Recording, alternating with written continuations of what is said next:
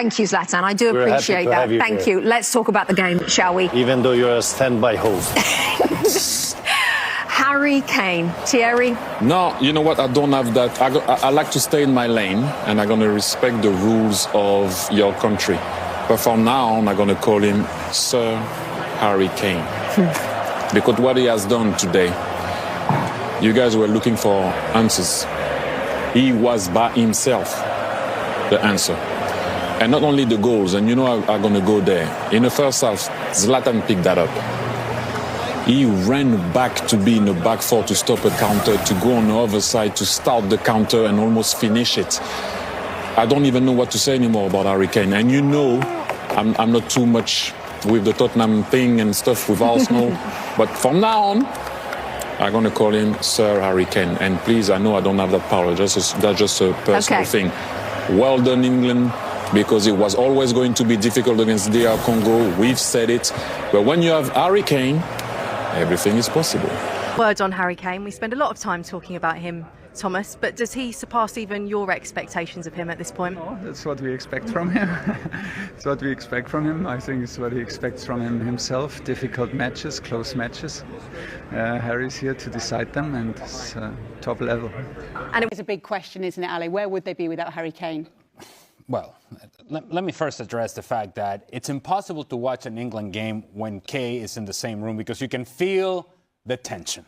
And Kay is usually bubbly. Yeah, she's happy. And if she's tense, then what is there? There's no room for me there. I cannot be the one that is having to provide the hope and the optimism. And yet, if you want hope and optimism for England, look no further than Harry Kane. Now, we've been talking a lot about France, and we've been talking about Lionel Messi, and we're talking about Mbappe and Erling Haaland and Norway, and the big names for the big teams showing up. We actually spoke about Germany not having big enough names and not stepping up in the moments in which you needed them. Boy, did they need Harry Kane today, because at the moment in which he scores his first goal, it just didn't feel like England were about to score. It felt like, well, Mbappe is just going to save everything. And Congo is just going to get on the way of everything, and it's just not going to happen. And to that I'll say, as many saves as Mbappe made, the one that he didn't make on the first goal, he just kind of flaps at it. That's perhaps the easiest save that he could have made of all the ones that he made today. And I don't want to sell him short, but you also have to say, good Lord, that was the one that he needed to make. He did not. And from then on, it felt like England had momentum. It was hectic. It was nervous. It was disorganized. But eventually, when you need quality in the middle of all the chaos, when everybody's freaking out, you need somebody who sees a different picture and who has a different level of talent. And Harry Kane brought that with the second. They have got to be so proud of the effort that they put in today, Ali. And I could not have said it better myself. I think his name was Daniel, wasn't it?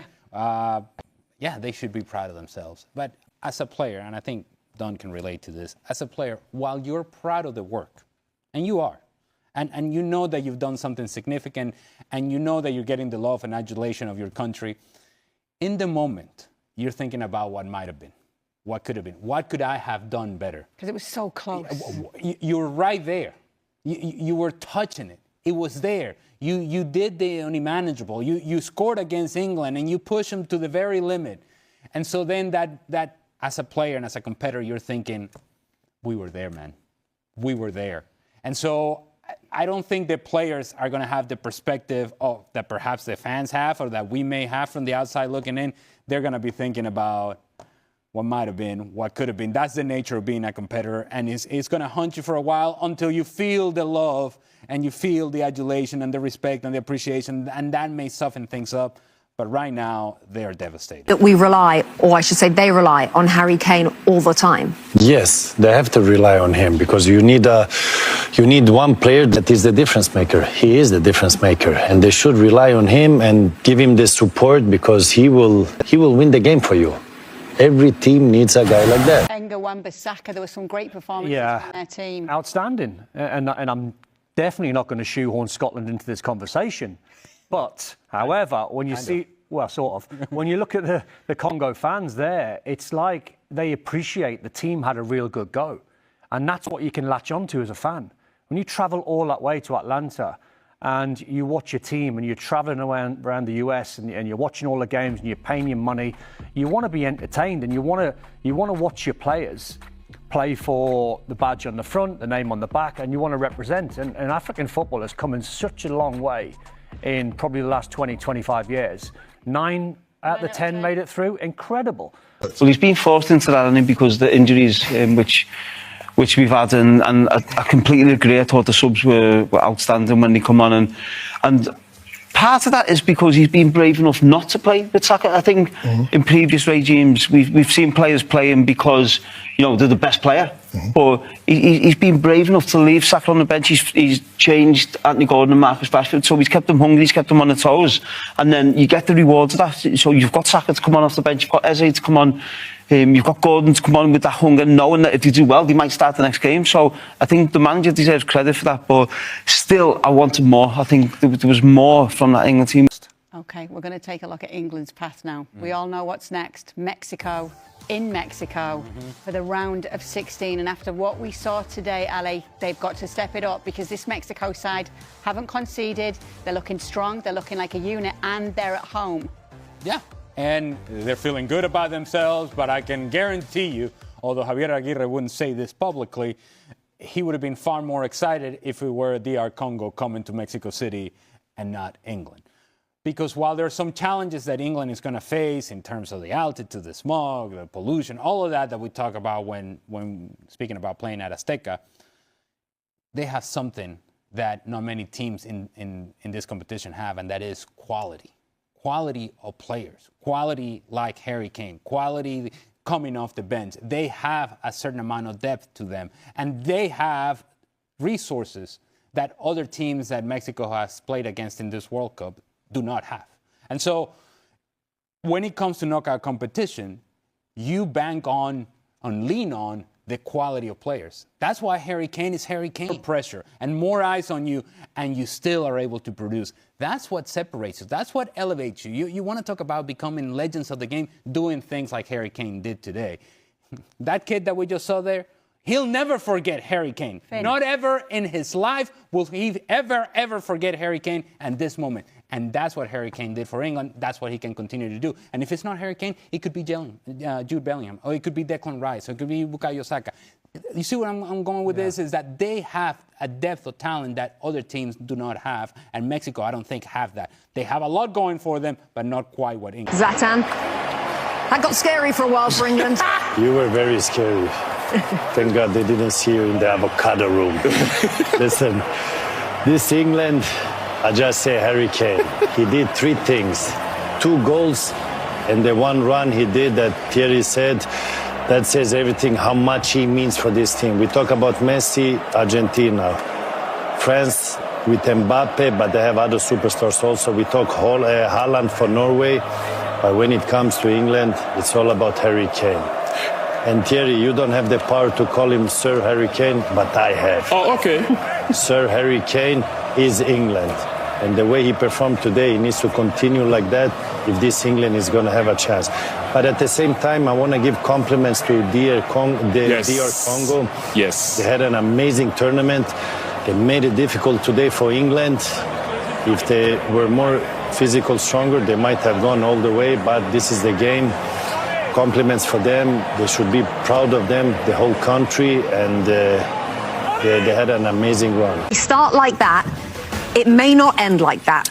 You don't want to go there too soon, right? But you have to address the situation here. If they start the same way that they started today at the Azteca, dealing with the altitude, which we don't know how the weather is going to be. It's one thing to play in a dome and to play outside. And so the Mexico that we saw yesterday, and now they played, I don't know if you're going to be able to come back against a team that still didn't concede a goal. And so we all know that this guy, Sir Harry, can be in a situation of he can open up any team at any moment, but you can't start like that. And you're not always going to have that, as he mentioned, that cooling break that can give you a little chance, because Ecuador yesterday, after the cooling break, they were already in trouble. So they reversed it. That's the most important thing for you guys. But Harry Kane, he was just humble there and being a captain. But every time it's him saving them. Just going back to the Harry Kane finish, it is, if he'd have looked up he would have given the DR Congo defenders a chance to. Yeah, he would have, but he doesn't need to. That's what I'm saying. You must remember, you know where you are on the pitch. You know, he'll know, you know, the little percentages, little fractions of where the D is. So he'll know exactly where he is. He'll have been in this position so many times in training, in other games, that he knows exactly what his surroundings. He knows the defenders around him. He knows where the space is to put his touch. And as soon as his touch goes into that space, he knows exactly what he's doing. It starts it outside the post and whips it back in, and he hits it absolutely perfect. The goalkeeper has got no chance. You could put 3 goalkeepers in there, they don't save it. To the Harry Kane thing, as a defender in that situation, because he's not the quickest, you feel as though you've got him. And when he turns, so if you look at where the 2 defenders were, they were thinking it's sort of job done a little bit, because you sended him away from goal. But as you guys have mentioned here, he doesn't need that much time to get the accuracy and the power to get it in there, because all you want to do is, you don't want him in the middle of a goal. You want to push him as far away from the goal as possible. But at any angle, because his shooting technique is so good, he's so difficult to mark. I would say, oh, no problem, shoot from there. And then he puts it in the top corner. And it's so difficult to adjust your position, because you sort of don't know what he can do. And when he does it at a speed which you don't expect him to do it at. It was a lot better, because, again, like I mentioned before, that resilience, at one stage it looked like England were lost. Even though they was creating chances, there wasn't that combination, wasn't there rotations that we all wanted to see. But throughout the game, they got better and better and better. And that's where you lean on the big superstars in the team, whether it be Jude Bellingham, whether it be Harry Kane. I think the subs, we talked about Southgate at times, maybe not making the subs at the right times. Tuchel made the subs at the right times. Gordon, Eze was brilliant. Even the tactical switch to put Rice to right back on the first goal, he was heavily involved. I don't know if that's something he'll do going forward, but today it certainly worked. When you pull off a footballing masterclass under the absolute highest pressure imaginable, you don't just win the match, you force the toughest critics and legendary icons of global football to completely stand up and applaud. What Harry Kane just did on the pitch to carry England to a massive 2-1 victory over DR Congo wasn't just a win, it was a statement to the entire world that the three-line skipper is an unstoppable force when it matters most. Stepping up to score both clinical goals in a high-stakes encounter proves yet again that when the pressure reaches a boiling point, he has the ice-cold composure to deliver for his country on the biggest stage of them all. We heard Rio Ferdinand absolutely buzzing, losing his mind over Kane's incredible positional awareness under immense pressure and his flawless execution in front of goal to break down a stubborn DR Congo side. But perhaps even more shocking was seeing the notoriously tough Roy Keane and Gary Neville completely full of praise.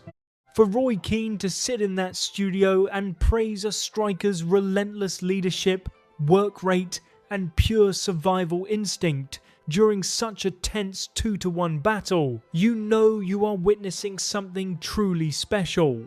Gary Neville was right there with them, breaking down how Kane's tactical intelligence and elite movement completely unlocked the opposition's defensive shape when England needed it most. When icons of that stature, legendary players who know exactly what it takes to survive the brutal, nerve-wracking pressure of a World Cup knockout match are all in total agreement that Harry Kane ran the absolute show, there is no more room for debate. The captain is the real deal. This historic clutch performance leaves us with a massive question as the tournament heats up. With Harry Kane operating at this ruthless, superhuman level and carrying the front line, is anyone actually capable of stopping this English squad from going all the way? And out of all the pundits whose analysis of Kane's incredible 2-goal masterclass did you agree with the most, Rio's, Neville's, or the notoriously hard-to-please Roy Keane? Drop your tactical breakdowns and your tournament predictions in the comments section below. I read every single comment, so let's get the debate started right now. If you want to keep up with the deepest football analyses, high retention tactical breakdowns, and exclusive insights into how the game's greatest legends view today's superstars, make sure you smash that like button right this second. It massively helps the channel grow and lets the algorithm know we are delivering the best football content on YouTube. Don't forget to hit that subscribe button and turn on all notifications so you never miss an upload.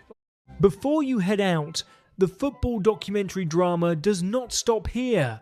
Click right now on the video appearing on your screen to jump straight into our next deep dive, where we uncover another incredible football narrative you absolutely cannot afford to miss. Thank you so much for watching, keep supporting the channel, and I will see you guys in the very next video.